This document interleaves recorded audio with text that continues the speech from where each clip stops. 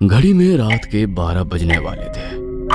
Bed पर लेटी हुई टीना का ध्यान घड़ी की सुई की तरफ ही था।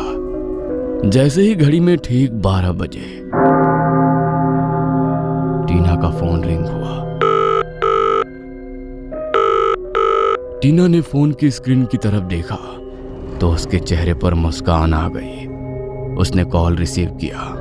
Happy birthday to you, happy birthday to you, happy birthday Tina my love, happy birthday to you. तुम्हें याद था?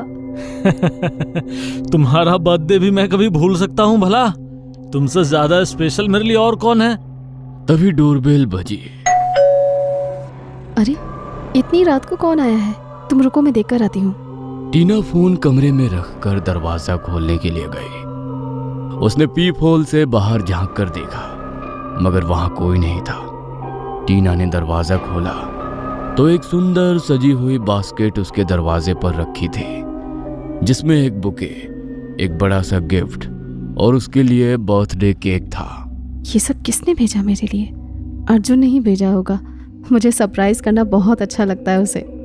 टीना वो बास्केट उठाकर घर के अंदर दाखिल हुई। तभी उसे ऐसा लगा जैसे उसके पीछे पीछे घर में कोई और भी दाखिल हुआ है। उसे अपने पीछे किसी की आहट महसूस हुई। उसे अपने पीछे किसी की आहट महसूस हुई। वह घबराकर दरवाजा बंद करने के लिए मुड़ी मगर दरवाजा अपने आप ही तेज झटके के साथ बंद हो गया। उसने घबराते हुए दरवाजे को लॉक किया और अपने रूम में जाकर उसने अर्जुन को कॉल बैक किया मगर अर्जुन ने कॉल नहीं उठाया। कहाँ चला गया अब ये? अजीब सा डर लग रहा है मुझे। ये बास्केट अर्जुन ने ही भेजा है ना? टीना ने उस बुके और केक को साइड कर दिया। उसने गिफ्ट को अनरैप किया तो उसके दरवाजे पर एक दस्तक हुई। उसने दरवाजे की तरफ देखा तो उसे लगा जैसे उसके कमरे के अंदर झांक कर कोई अचानक से गायब हो गया। वो जल्दी से उठकर कमरे से बाहर गई मगर उसे वहां कोई नजर नहीं आया। उसने हांफते हुए अपने कमरे को अंदर से लॉक कर लिया। तभी एक भयानक हंसी की आवाज उसे सुनाई दी।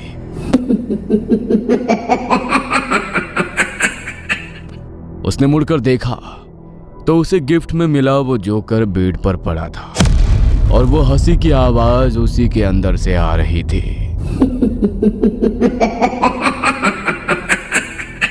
हे भगवान, कैसा जोकर है ये अपने आप कैसे चालू हो गया? पता नहीं क्यों, लेकिन मुझे ये कुछ ठीक नहीं लग रहा। पता नहीं किसने भेजा है ये सब। टीना ने वो जोकर बास्केट में रखा और अपने कमरे की खिड़की खोलकर उसने सारे सामान के समेत उस बास्केट को नीचे फेंक दिया और खिड़की बंद करके अपने बिस्तर पर आकर लेट गई। उसे लेटे हुए अभी कुछ ही मिनट बीते होंगे तभी उसे अपने हाथ के पास कुछ हलचल महसूस हुई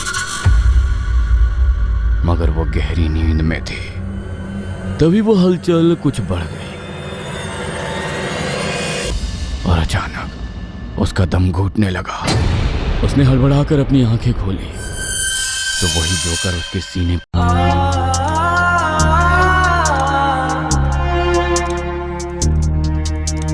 कमरे में खामोशी का साया है,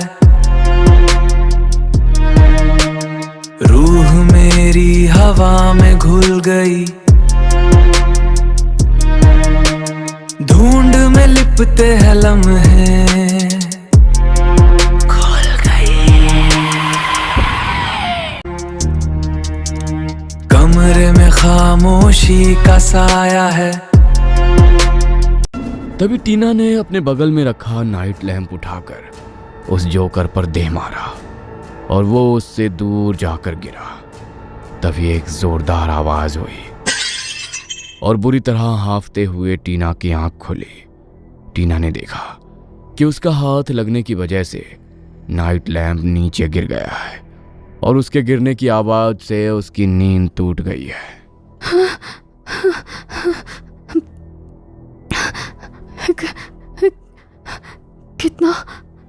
कितना भयानक सपना था। टीना उठी और वॉशरूम की तरफ गई। उसने हांफते हुए खुद को आईने में देखा। डर से भरे अपने चेहरे पर उसने ठंडे पानी के छींटे मारे। तभी वो पानी सुर्ख लाल रंग में बदल गया और आईने में दिखने वाला उसका प्रतिबिंब किसी भयानक डायन जैसा दिखने लगा। वो जोर से चिल्लाती हुई वॉशरूम से बाहर भागी। तभी उसका पैर टेबल से टकराया और वो नीचे गिर पड़ी। वो इस हद तक डर चुकी थी कि नीचे गिरते ही वो बेहोश हो गई और कमरे में फिर से टीना के फोन पर रिंग आई। उसकी आवाज से उसकी आंख खुली तो उसने देखा कि कमरे में खामोशी का साया है। स्क्रीन पर नाम देखा तो अर्जुन उसे कॉल कर रहा था। रूह मेरी हवा में घुल गई। अरे कहाँ हो बाबा तुम? सुबह से तुम्हें कॉल ट्राई कर रहा हूँ, ढूंढ में तुम्हारा कॉल ही नहीं लग रहा। इतने मैसेज किए वो भी तुमने नहीं देखे। आखिर हो कहाँ तुम? कुछ नहीं, बस वो आंख लग गई थी। मुझे भी नहीं पता इतने घंटे तक कैसे सो गई मैं। अच्छा कोई बात नहीं, तुम तैयार हो जाओ। जो ड्रेस मैंने तुम्हें दिलाई थी आज तुम वही पहनना। ठीक 8 बजे ड्राइवर तुम्हें लेने आ जाएगा। ओके ठीक है। टीना ने कॉल रखा तभी उसे कल रात की सारी बातें याद आ गई। वो अचानक से घबरा उठी, मगर टीना ने सोचा शायद उसे कोई बुरा सपना आया था, इसलिए वो सब कुछ इग्नोर करके तैयार होने लगी। ठीक 8 बजे उसके घर के सामने एक गाड़ी ने हॉर्न बजाया। उसने खिड़की से देखा तो अर्जुन ने उसके लिए गाड़ी भेजी थी। टीना अपना पर्स लेकर घर से निकली और गाड़ी में जाकर अपनी आंखें बंद करके बैठ गई। आंखें बंद कर लेने से सच्चाई से भाग नहीं सकती तुम। जैसे ही टीना के कानों में ये आवाज पड़ी, उसने हड़बड़ाते हुए अपनी आंखें खोली। तभी उसका ध्यान गाड़ी के रियर मिरर पर पड़ा तो उसमें ड्राइवर का चेहरा देखकर उसकी चीख निकल गई। उसका चेहरा पूरी तरह खून से लथपथ था। सर का मांस फटकर बाहर आ चुका था। तभी ड्राइवर ने रियर मिरर की तरफ अपनी नजरें घुमाई और टीना को देखकर उसके चेहरे पर भयानक हंसी उभर आई। उसके मुंह से गंदी लार टपकने लगी। ये देखकर टीना जोर से चीखी और चलती गाड़ी का दरवाजा खोलने की कोशिश करने लगी। तभी उसके कानों में एक आवाज पड़ी। अरे ये क्या कर रही हैं मैडम आप? चलती गाड़ी से कूदने का इरादा है क्या?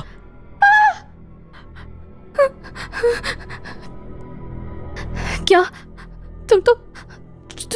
तुम्हारा चेहरा? लगता है आपकी तबीयत ठीक नहीं है। आप प्लीज थोड़ी देर शांति से बैठ जाओ। हम एड्रेस पर पहुंचने ही वाले हैं। अच्छा है जो मैंने गाड़ी लॉक कर दी थी, वरना तो आप अभी गाड़ी से नीचे कूद जाती।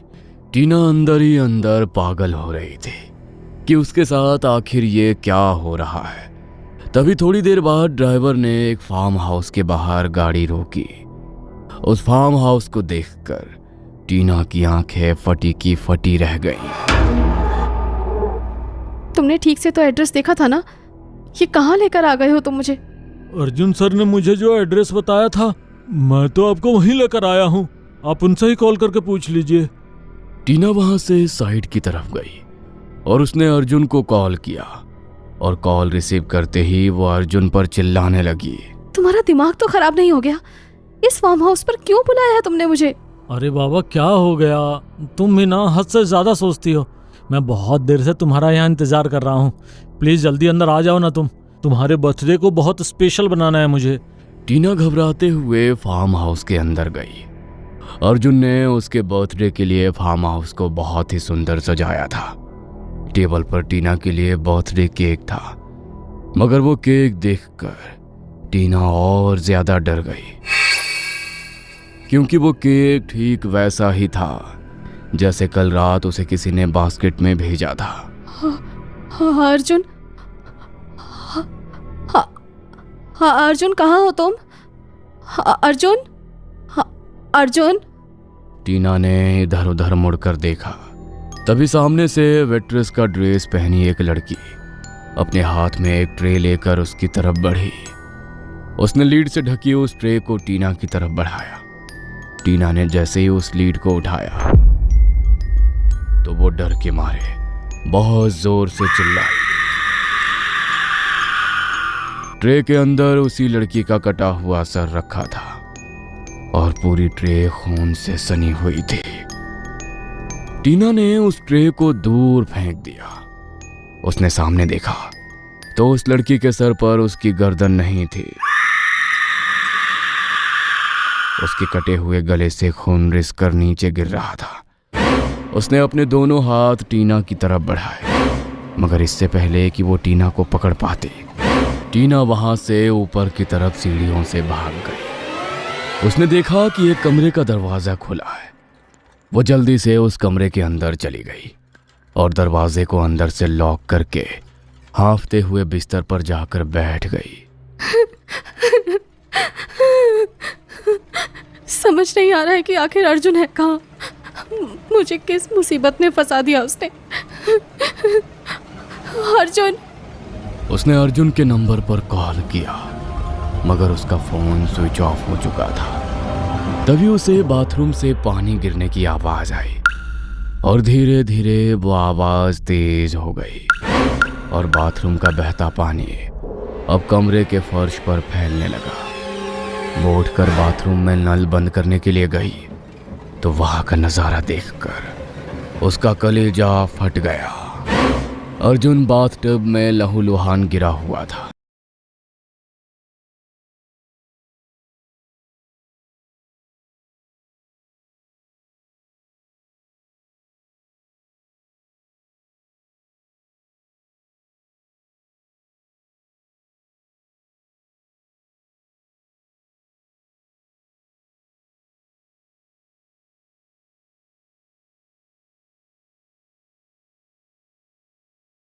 लहूलुहान गिरा हुआ था। पूरा बाथटब उसके खून से सने लाल रंग के पानी से भर चुका था। टीना की आंखों से झरझर आंसू बह रहे थे। कहा था ना मैंने कि यहाँ नहीं आना चाहिए था। बात क्यों नहीं सुनी तुमने मेरी? भागना होगा मुझे यहाँ से, वरना वो मुझे भी नहीं छोड़ेगा। टीना जल्दी से बाथरूम से बाहर निकली। तभी उसने देखा कि कमरे में बिस्तर पर कोई बैठा है। उसने अपना चेहरा नीचे किया हुआ था और उसके हाथ में एक गिफ्ट था। Happy birthday to you. रूह मेरी हवा में घुल गई। हैप्पी ढूंढ में लिपते हैं लम्हे। Happy birthday to you. Manav, नहीं, ये तुम नहीं हो सकते। बिस्तर पर बैठे लड़के ने अपना चेहरा कमरे में खामोशी का साया है। देखते देखते उसका चेहरा भयानक हो गया।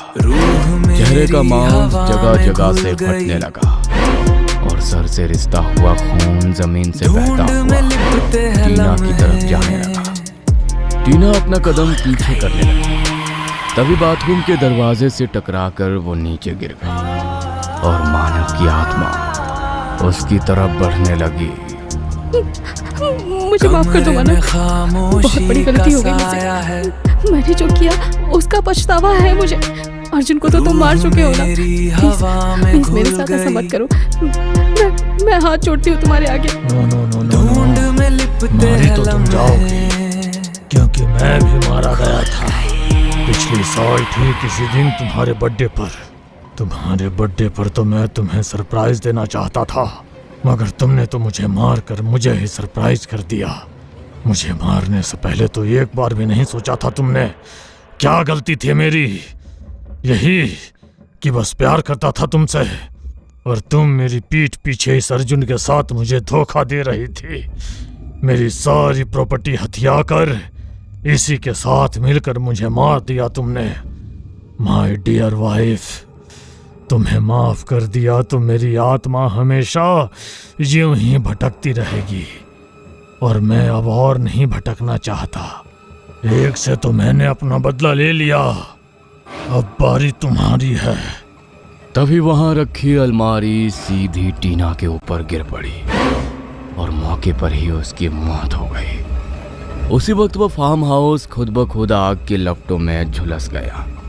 मानव की आत्मा तो वहां से हवा के झोंके की तरह ओझल हो गई, मगर टीना और अर्जुन के साथ क्या हुआ ये आज तक कोई नहीं जानता। मिसिंग रिपोर्ट पुलिस स्टेशन में दर्ज है और वो लोग आज भी उन्हें ढूंढ रहे हैं।